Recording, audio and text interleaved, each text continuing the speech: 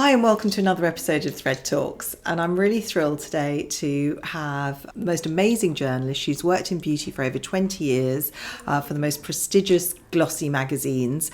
She probably won't remember, but I remember she was one of the first journalists to sit in a brow chair in Fenwick to have a tint, and I was very nervous about that. And she's here on the sofa with me today to talk about some beauty tips, but also she is an entrepreneur. She co-founded Get the Gloss, which is a beauty and wellness platform. And she has now just launched Glow Gazette, which is just great for vibrant midlifers that, lots of discussion points and tips to help us get through that tricky time. So welcome, Susannah. Hi, thanks for having me. So nice to have you. I'm dying to get stuck into questions. I want to ask you if there's one bit of advice you would give to people who wanted to sort of have a healthier life, because you're very much into well-being. What's the one thing that you think can really transform people? Because it's hard, there's so much out there. There's so much out there and there's so many fads, and exactly. to be honest, I'm not really into the fads. So I would say, it's difficult actually, because there is eating well and there is exercise, and the two are almost as important as each other. But I think make your own food. I think making your own food, knowing exactly what's in it, using fresh ingredients rather than loads of processed whatever. I think that is probably the most important thing. The Indian sort of chicken jalfrezi from M&S, no. On Friday night. No, but I bet you guys can make an amazing curry. That I've always done. And obviously, I grew up in a house where my mother cooked fresh food every day. Yeah. So I agree with you. I think it's really lovely to know what you're putting into your food, but also it's such a lovely...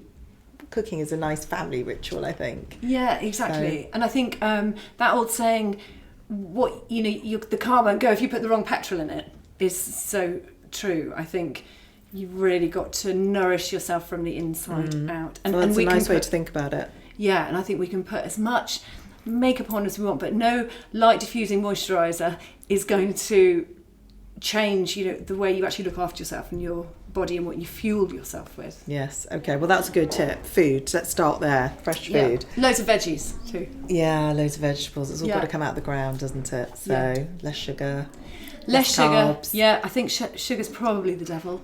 Yeah, I think that's true, unfortunately. It's hard with the children. I found it really hard with the children, actually. And I know I had a lot of sugar when I was a kid. And it's tricky to know where to draw the line, how much. Yeah, it is really hard, because they do what they want it, don't they? They do, and if they'll do it behind your back. That's the thing. So, but anyway, I think we just have to keep trying. And I think if they have fresh food at the end of the day and they have the vegetables, then the balance is great. Yeah, completely. But I agree. I think that can be transformational. Yeah, and it actually can be really hard, I think, for kids, especially when they become into sort of teens, because I've got a 14-year-old and a 16-year-old, and my 14-year-old boy especially is so hungry. It's really hard to find things for them to eat that's sort of instant, and when they just want like chocolate or something, it's really carrots hard. and hummus doesn't seem to do it for my son when he used to come home. So, and in terms of beauty.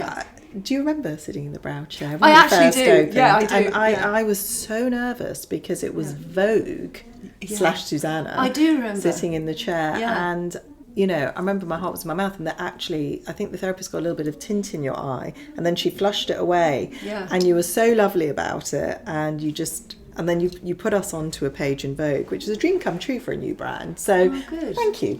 Well, my pleasure. I do remember. Stands out very vividly. I also know that eyelash dye gets in your eyes. It does, and actually being able to flush it out quickly is key. So she did manage to do that. I'm very pleased to say. Yeah. But over the years, you must have seen so many brow trends, and I just wondered, are there any what's a brow trend that you've liked? Personally, I like the fuller Cara Delevingne type brow.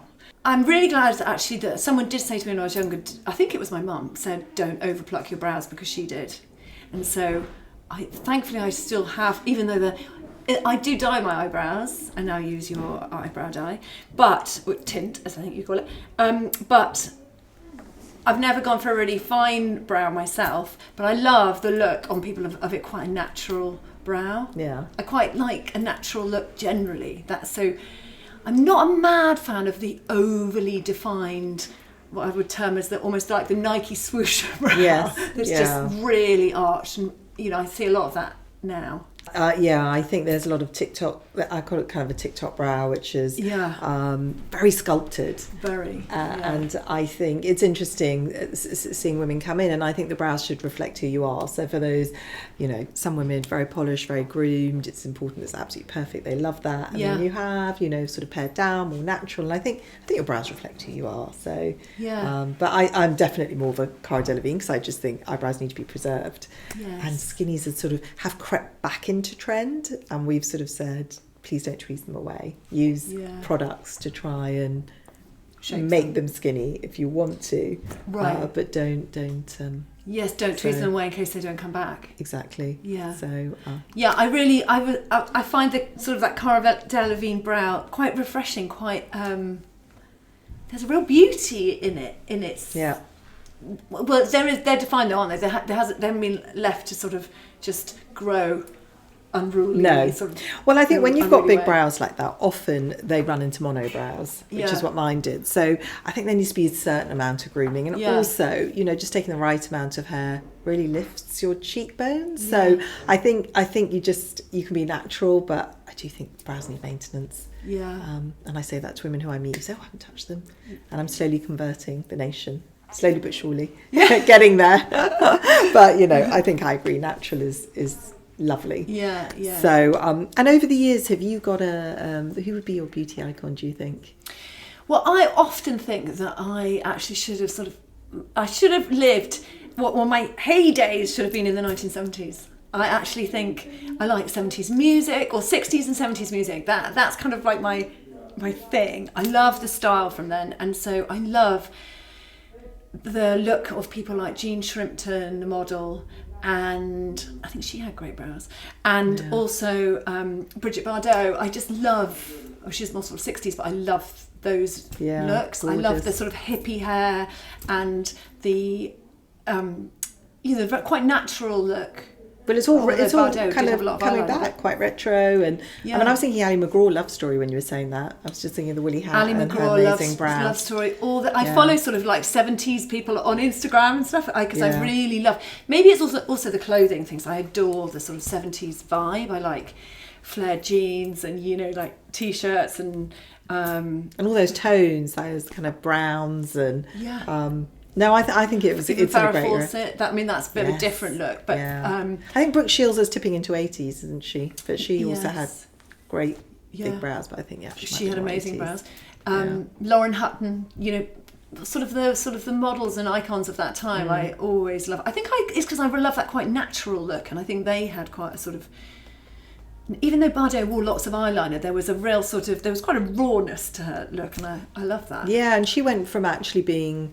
It's more 60s tipping into 70s, isn't it? Yeah. So a bit more kind of finished. And then the 70s, it was all really like, Yeah, like let it all hang out. Yeah, hippy dippy. Tell me about your new Glow Getter newsletter, because I think this is really, it's really exciting to just have a sort of hub where so much is shared in terms of wellness, beauty, and the experience that you've had. So the Glow Gazette is all about, it's for the modern midlifer, basically.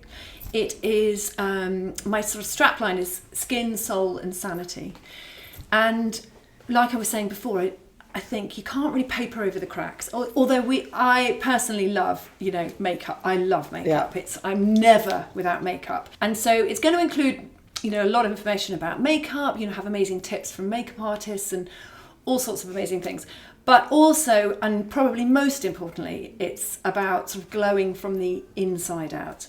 And I think at midlife, and from what I see from my friends, and there is the possibility for the wheels to come off in various shape or forms. A lot of people I know have, having difficulties in relationships.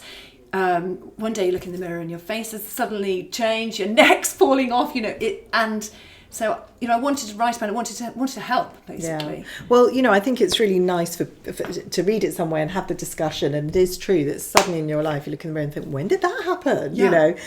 Trying to hold it all together. And I think the expectations now in life that, you have to look amazing, you have to be good at this, you have to be a wonderful mother, all these things, which I'm not sure there's much pressure on our parents. No. So I think, and I think that because of the noise of Instagram and the noise of social media, I think the pressure is more intense than ever to sort of do this or that or tweak this or that, and the noises. I think that's what also gets to me. There's a big section on my newsletter about ways to feel more human, because I think we are frazzled, and because of our constant looking at the internet on our phones and everything, I feel we're very disconnected.